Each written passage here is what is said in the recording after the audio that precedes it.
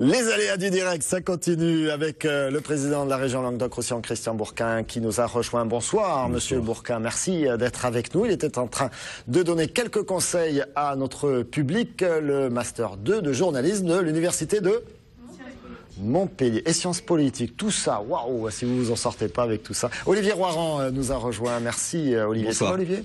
Oui, ça va très bien. Forme, hein? Non, ça va très bien. Non, ça va? Parfaitement. Oui, tout va bien. C'est le petit qui va pas fort.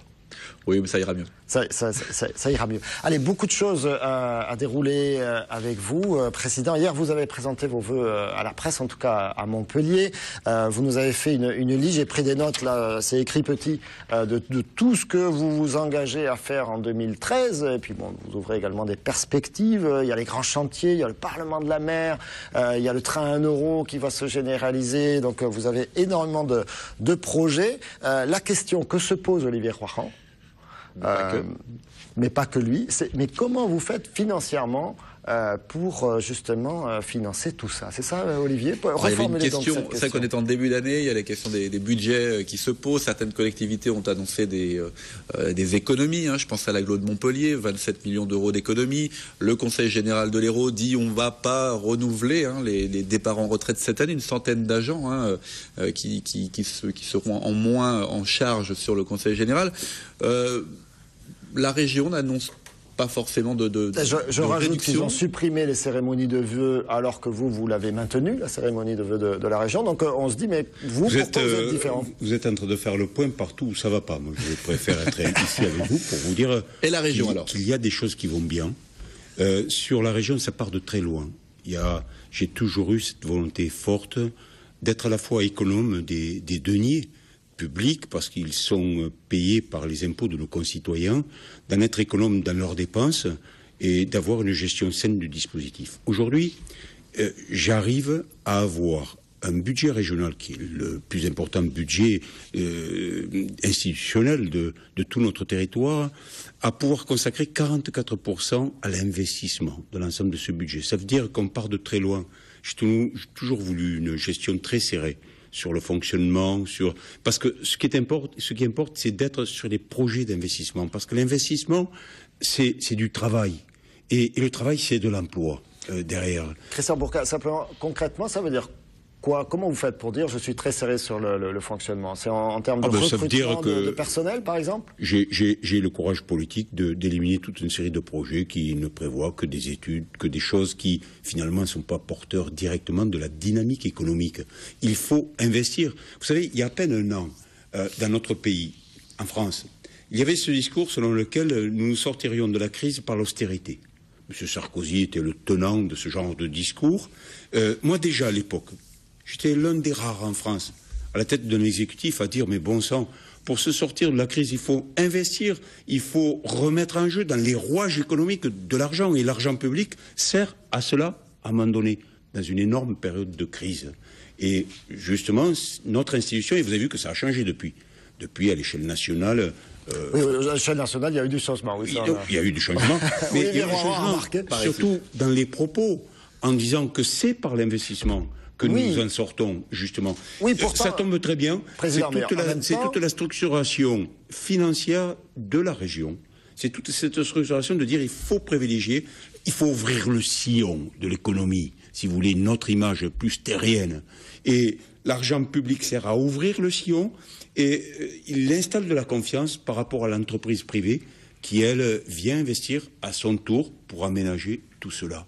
La méthode est relativement simple. Je suis en train de vous la décrire. Et dans mon cas, elle fonctionne. Et donc vous doutez que j'en suis assez fier. Et quand vous bâtissez des projets en osmose avec ce qu'attend tout l'investissement privé, que vous avez en plus une banque publique d'investissement qui vient d'être votée, à laquelle j'ai participé également en tant que sénateur, qui vient appuyer ces entreprises qui veulent suivre cet investissement public et ces entreprises qui sont en croissance, et on leur dit, si vous êtes dans ce sillon-là, vous serez aidés par le système bancaire public que nous venons de créer, nous avons une série d'atouts indéniables, quoi, voilà. En même temps, on sait, on a entendu le gouvernement, Jérôme Cahuzac, par exemple, expliquer qu'il fallait serrer la vis, quoi. Il faut faire des Il faut serrer la vis sur le fonctionnement, sur ceux qui ne représentent pas de l'investissement direct. Quand, tenez, cet après-midi, j'étais sur une réunion très importante avec le préfet pour le lancement du chantier du TGV contournement Nîmes-Montpellier. C'est 2000 millions d'euros investis, 2 milliards. Cela va mobiliser, en gros, en période pleine, près de 6 000 emplois. 1 500 en direct sur le chantier et en indirect, parce que c'est de la formation, c'est de l'hôtellerie, de la restauration, bref, toute une série, ce qu'on appelle des emplois induits. Eh bien, je considère que ça participe à la dynamique de notre région et de notre territoire. Et aujourd'hui, vos prises de notes de l'autre jour, eh bien, c'était toute une série de dossiers, peut-être pas aussi importants que le TGV, mais toute une série de projets déjà lancés, que je confirme dans sa réalisation, ou des nouveaux à lancer. Vous avez évoqué la Méditerranée. On va y revenir. Ça fait partie des dossiers que... Toujours sur la partie ferroviaire, oui. Train, etc.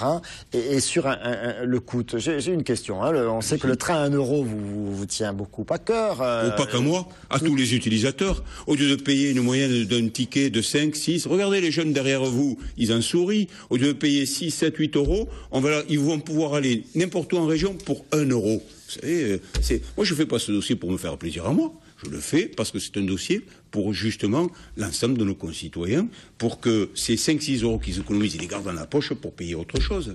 C'est cela qui est important. Justement, vous parlez de 5-6 euros. Alors j'ai regardé tout à l'heure sur le site SNCF pour faire un voyage. Si je vais de Perpignan à Montpellier, ça peut me coûter autour de 25,80 €, voire 29 €. Donc vous avez expliqué hier notamment que le train à 1 euro va se généraliser, pas dans le semestre, mais enfin petit à petit, jusqu'à arriver effectivement à embrasser l'ensemble de la région. Donc on pourra aller de Montpellier à Perpignan en retour pour 1 euro. Qui va payer les 24,80 € qui vont manquer à la SNCF par rapport à aujourd'hui? Si vous permettez, la question ne doit pas se poser comme cela. La question se pose dans un autre modèle économique que je construis, que j'ai construit et que je souhaite pour le train à 1 euro. La région s'est mise dans un dispositif où elle paie un forfait à la SNCF pour faire déplacer les trains. C'est-à-dire aujourd'hui, en fonction des déplacements des trains, des horaires qu'il y a, c'est un forfait de 106 millions d'euros qui est payé chaque année. Et donc, à payer le fonctionnement de tout cela, après, moi je considère que je préfère voir les trains pleins que les trains vides. Et on est dans ce raisonnement de la proposition du train à 1 euro, et je vais plus loin. Plutôt que d'avoir un passager à un billet de 5 euros, je préfère en voir 5 à un billet de 1 euro. Justement, ça peut s'amortir avec le nombre de passagers en plus par rapport à des dispositifs. Non, mais ça ne s'amortit pas. Il y a déjà, c'est un service public, le déplacement en train. Et vous pouvez un minimum rentrer dans les frais, c'est la question. On ne rentre pas dans les frais. Quand on est à ce niveau-là, les 106 millions, ils sont issus de l'impôt de nos concitoyens. Et c'est une constante, c'est la loi qui m'oblige à payer cela, à m'acquitter de la facture du coût du déplacement des trains sur les 1500 km de réseau qu'il y a dans notre région. Et donc, je le vois partout où nous avons déjà expérimenté le train à 1 euro.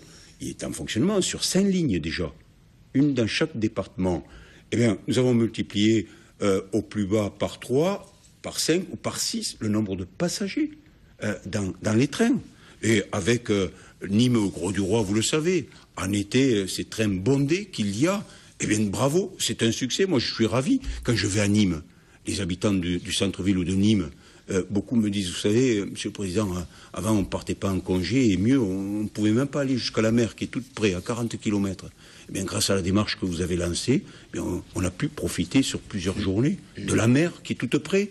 C'est ça, le dispositif. C'est du pouvoir d'achat qui est redonné indirectement. C'est-à-dire, on évite de faire des dépenses. Du coup, la généralisation de ce dispositif, on sait que le président de la SNCF est venu récemment, pas pour parler que de ce dossier-là, mais vous avez dû en parler avec lui. Est-ce que vous avez déjà mis en place un calendrier pour la généralisation à toute la région de ce TER à 1 euro?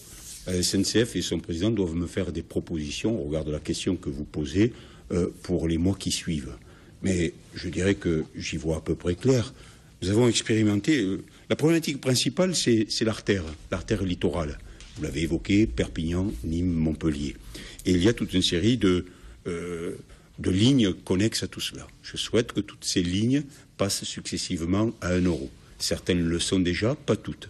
Et donc, en gros, on pourrait consacrer l'année 2013, fin 2013 et 2014, à ce que toutes ces lignes passent à 1 euro. Ensuite, sur la ligne principale et la convergence des gros flux de forte densité sur Montpellier, en heure creuse, nous le fassions en 2014 également, expérimentation en ligne creuse sur la ligne littorale, la principale. Et après, passer aux heures de pointe également dans une 3e phase.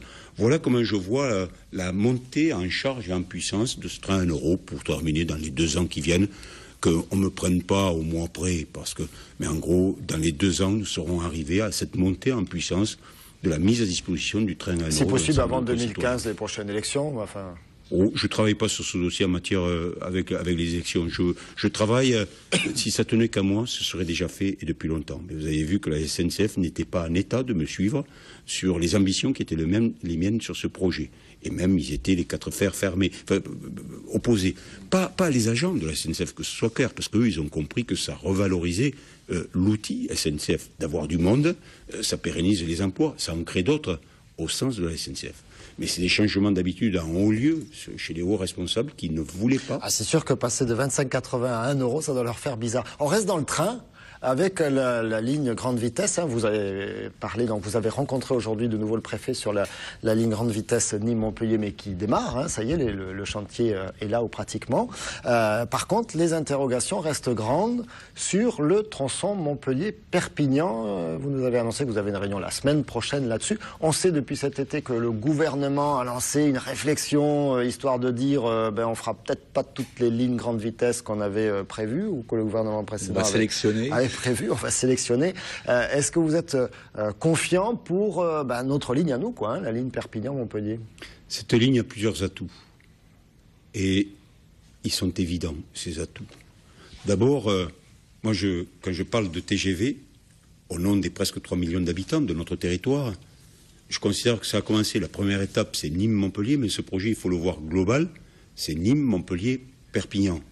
Et donc, si on a commencé à investir, la région est allée dans ses investissements avec le Conseil général du Gard, Damien Alary, avec l'agglomération de Montpellier, de Nîmes, c'est pas pour tout d'un coup s'arrêter en cours de chemin en disant ça capote.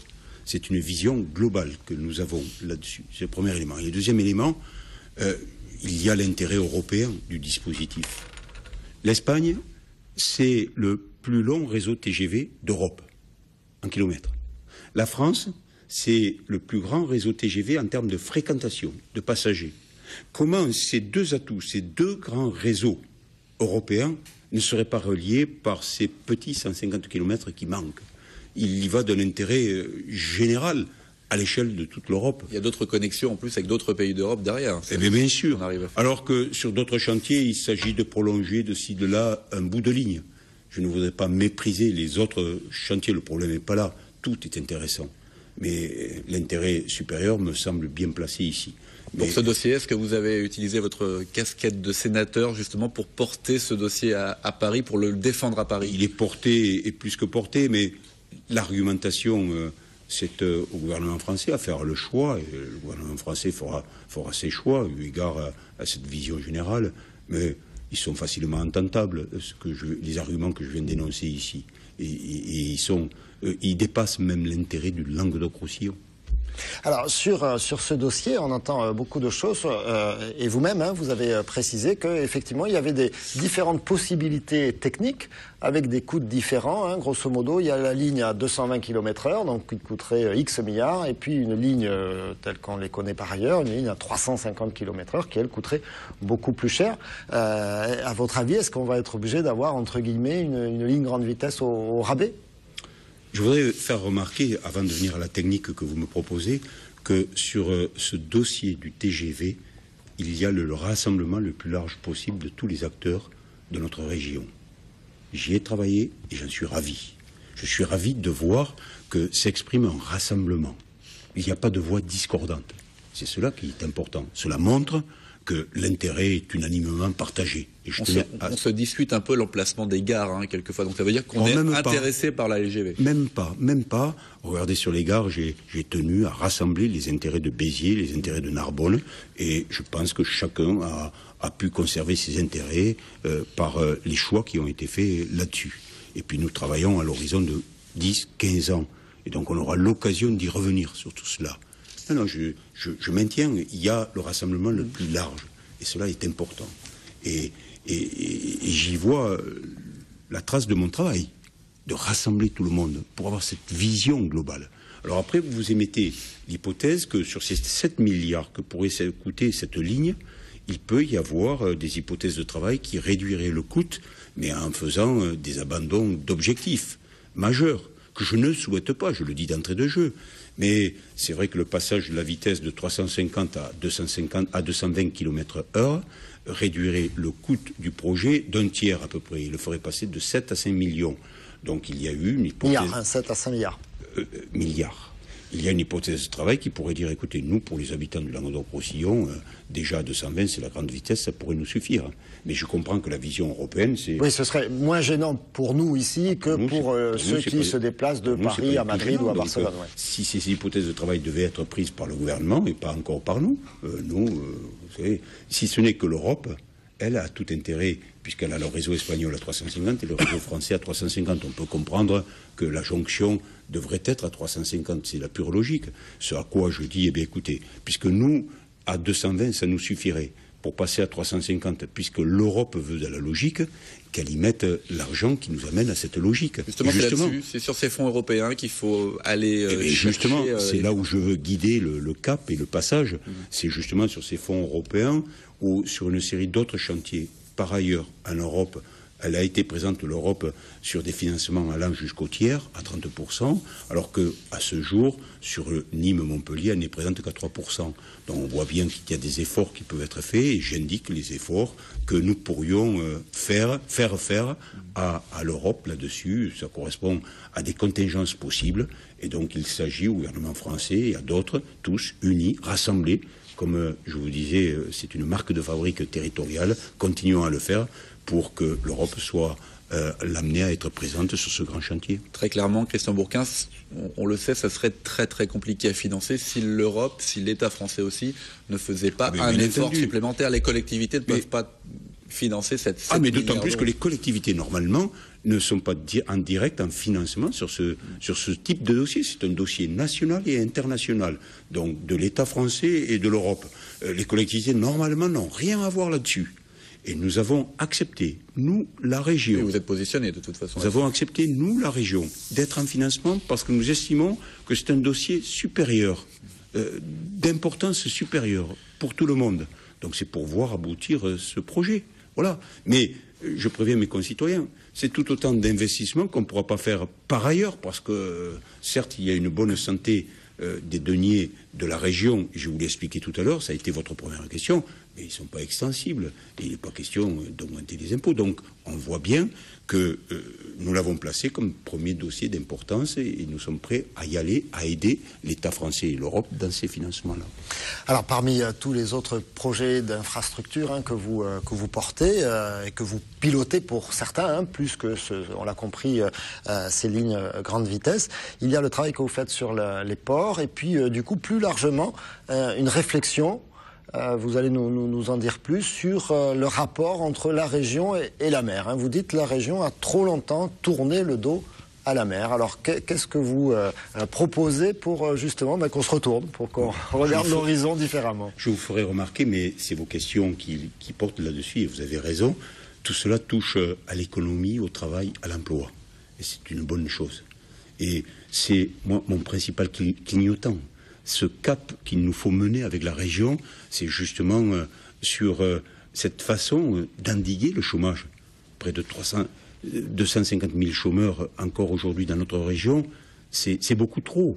Mais vous savez, ce travail, cette énergie qu'on déploie porte ses fruits, et pourtant il y a encore trop de chômage. La crise, elle est rude. Quand elle cogne sur nos concitoyens, elle fait mal, et je sais ce que cela veut dire, et j'ai vu trop de tristesse et d'hommes et femmes désemparés par rapport à cela. Mais je le dis aux jeunes qui sont là, à vos côtés, peut-être que vous ne le savez pas, mais notre région est la région de France qui aujourd'hui crée le plus d'emplois. C'est un de nos atouts. Il y a des choses qui ne vont pas, il y a encore trop de chômeurs, c'est vrai. Mais nous accueillons chaque année 30 000 nouveaux habitants qui viennent. Et certes, notre chiffre de chômage est trop élevé, je le disais. On est à 14% à peu près. À 14%. Mais il n'a pas progressé alors que nous accueillons 30 000 personnes chaque année, des flots entiers, l'équivalent d'une nouvelle ville qui se construit chaque année dans notre région. Ailleurs, ils ne le voient pas, cela. Ils ne l'ont pas. Au contraire, mes collègues des autres régions ont à gérer la décroissance de ce côté-là. C'est moins d'habitants, tout le monde s'en va. Ils ont fait des équipements et on s'en sert moins. Eh bien, nous, ici, on vient chez nous, évidemment pour la qualité de vie et tout cela. Mais vous savez, c'est en Europe. Dans toute l'Europe, dans les 27 pays, on ne voit pas ce qu'on voit ici. Une région en progression qui accueille des nouveaux habitants et qui est celle qui crée le plus d'emplois, mais qui en même temps, parce qu'il n'y a pas de l'emploi pour tout le monde, eh bien, doit absorber tout cela. Donc, on est condamné à ce paradoxe que l'on vit depuis des années, de cette à la fois croissance démographique, création d'emplois, mais chômage, un chômage qui ne baisse décidément pas. Tant qu'il y aura autant d'habitants qui nous rejoindront, mais on est dans un pays de liberté. On ne peut pas imaginer mettre à notre frontière administrative de Languedoc-Roussillon une barrière en disant on ne veut pas, etc. D'autant plus que certains viennent occuper un emploi.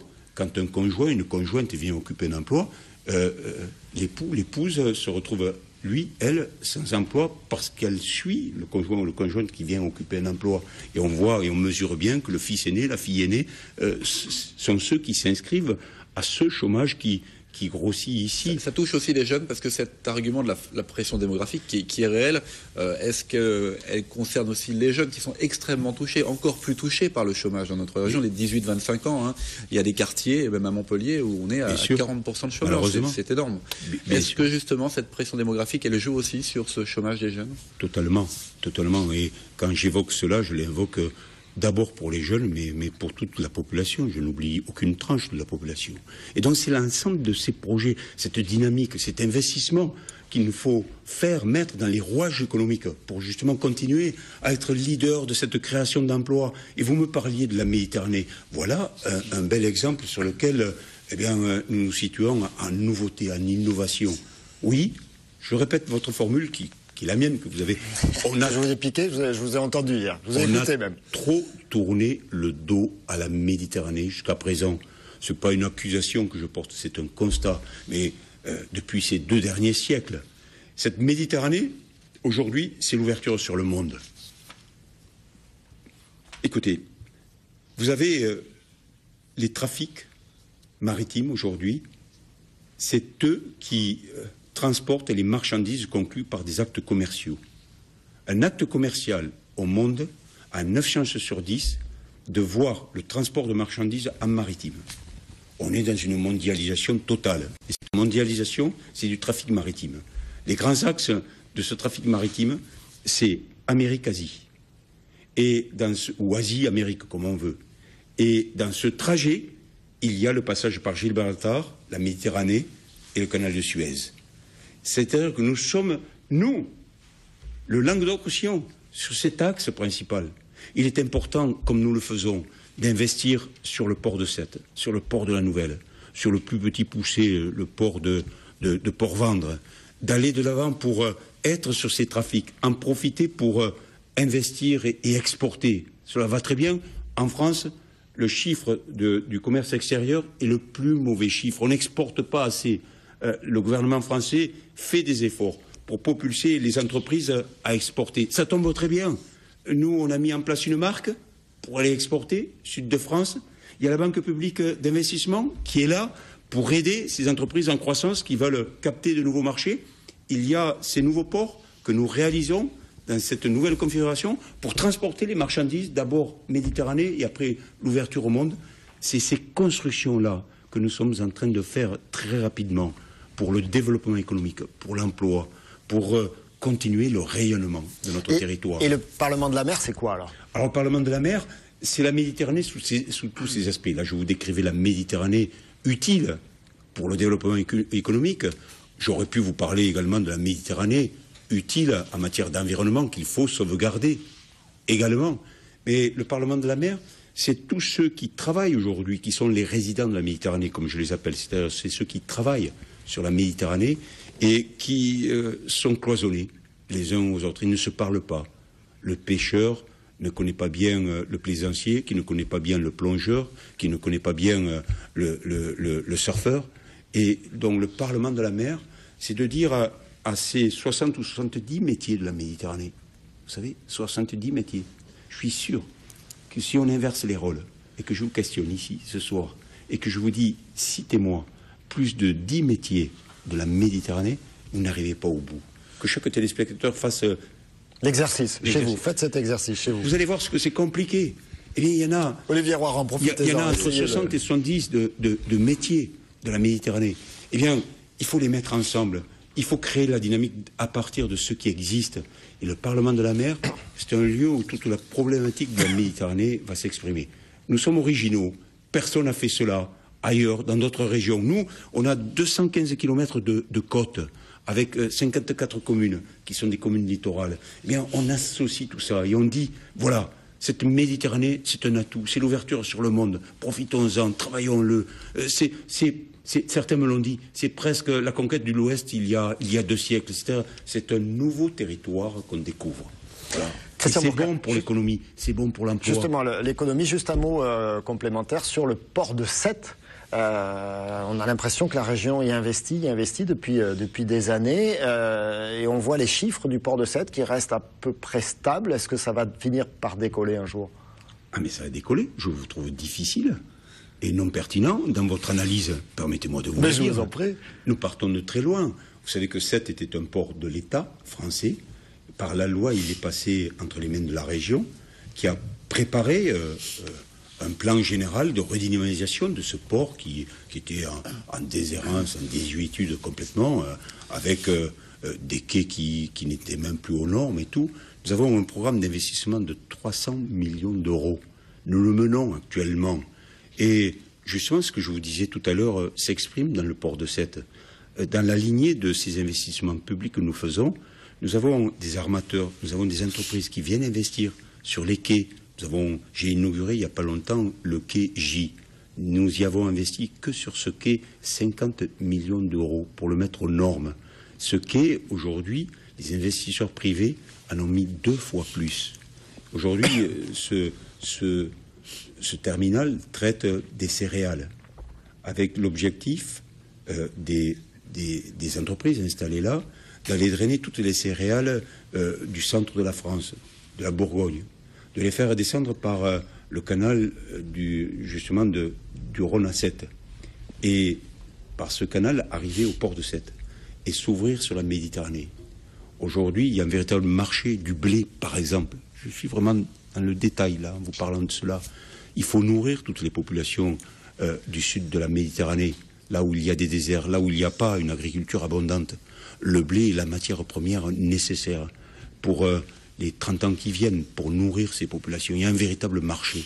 Eh bien, nous sommes en train de nous positionner avec ces productions du centre de la France, à partir de Sète, pour aller justement vers ces pays-là. Et là, vous voyez, je ne vous parle pas de mondialisation, je vous parle du pourtour de la Méditerranée, simplement. Mais ça fait partie du monde. Et donc, vous le voyez, c'est tous ces projets-là. Et donc, Sète, lorsque la région, nous l'avons pris en main, je peux vous donner un chiffre, il y a 2 ans, nous étions en gros à un chiffre de 2,2 millions de tonnes d'échanges à partir de ce port. Nous sommes aujourd'hui à 3,6 millions. À 3,6 millions. La capacité totale, lorsque tout sera fait, tout rempli et tout, nous serons à peu près à 9 millions de tonnes. Donc on a des marges de manœuvre encore. Il faut continuer à aller de l'avant. C'est un véritable potentiel. On a dégagé des terrains pour justement monter les entreprises qui travaillent directement avec ce port. Eh bien, là où je vous ai trouvé très sévère, c'est que nous sommes en crise. Une crise forte, dure, je la décrivais tout à l'heure. Les ports en Europe ont baissé leur activité selon le port, entre 10 et 15%. Vous allez sur le port de Barcelone, moins 15% d'activité, par exemple. Je cite un port un peu loin d'ici, comme ça, pas de commentaires. Et nous maintenons notre activité. Nous sommes en progression et cette année, 2011-2012, même niveau de progression. Alors que partout ailleurs, ça régresse. Nous tenons le coup. Nous sommes sur une bonne voie, sur des produits porteurs. C'est pour ça que j'invite mes concitoyens à être optimistes dans cette vision des choses. Nous avons des atouts et nous avons des talents. Les atouts, c'est ce dispositif que je décris, une marque Sud de France, c'est la banque publique pour investir, c'est nos ports pour exporter. Ça fait partie de nos atouts. Et les talents, c'est toutes ces entreprises faites d'hommes et de femmes, de chefs d'entreprise, de syndicats, d'hommes et de femmes qui travaillent et qui veulent aller de l'avant. Il y a la crise, mais tout n'est pas à terre.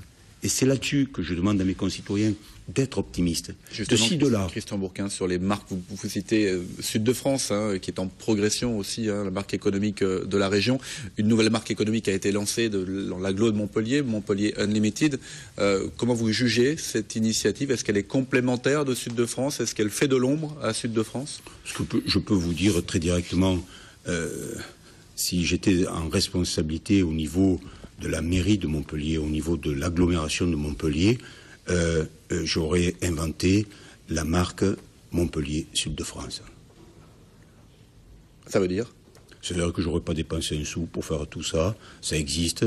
Ce sera la cohérence de la région avec les institutions locales. Si je suis le président de région, je dis Sud de France, Montpellier. Si je suis le maire de Montpellier, je dis Montpellier, Sud de France. Donc ça existe, c'est là. Écoutez, Sud de France aujourd'hui, c'est une présence dans une cinquantaine de pays. C'est des ambassades à New York, à Londres, à Shanghai.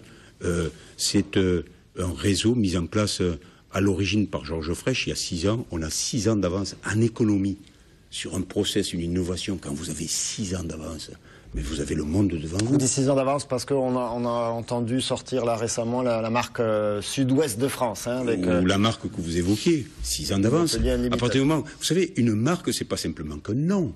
C'est qu'est-ce qu'elle représente, quels moyens on y met derrière pour créer la réalité économique. Moi, ce qui m'intéresse, c'est pas le nom en tant que tel, c'est la réalité économique. C'est combien d'emplois, combien d'échanges.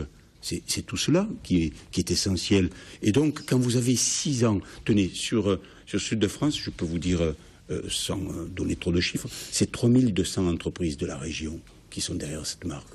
Chaque fois que je vois ces chefs d'entreprise, ceux qui travaillent dans ces entreprises, tous me disent, parce que je travaille en direct avec eux, ils me disent tous, Monsieur le Président, pourvu que ça continue, tout ça. Pourvu que ça dure. Oui, mais parce qu'il n'y en a pas une seule en faillite, il n'y en a pas une seule qui est en difficulté. Vous vous rendez compte, quand vous héritez d'une marque, vous n'avez pas à la créer, vous n'avez pas à financer, c'est gratuit tout cela. C'est le dispositif économique pour aller loin. Mais vous vous rendez compte, dans un compte d'entreprise, ça représente toute cette communication, c'est 3-4 points des comptes d'entreprise. C'est comme s'il y avait une subvention de 3-4 points. Allez m'expliquer, quelle entreprise a aujourd'hui, on lui dit, voilà, on t'évite de dépenser 3 ou 4 points de ton chiffre d'affaires. Mais c'est cela qui est intéressant. Moi, j'invite tous ceux qui m'entendent sur ces propos à venir voir, à nous rejoindre, à aller encore plus loin. Il y a 3200 entreprises, on a une marge à peu près jusqu'à 20 000 entreprises. Quand on sera 20 000, là, on aura tout. On peut y aller, allons-y. On a des années de développement devant nous. Christian Bourquin, il nous reste 2 minutes, sinon après c'est moi qui me fais crier. Vous répétez à l'envi lors de vos interventions, notamment à Montpellier, que Montpellier vous intéresse. Alors on comprend bien, puisque Montpellier est la capitale de la région, c'est la moindre des choses que Montpellier vous intéresse en tant que président de la région. Mais vous prenez un air un peu coquin quand vous dites ça. Ça veut dire que politiquement aussi, en termes de mandat, c'est quelque chose qui pourrait vous intéresser? Est-ce que vous êtes candidat municipal de 2014? C'est un peu la question. À Montpellier.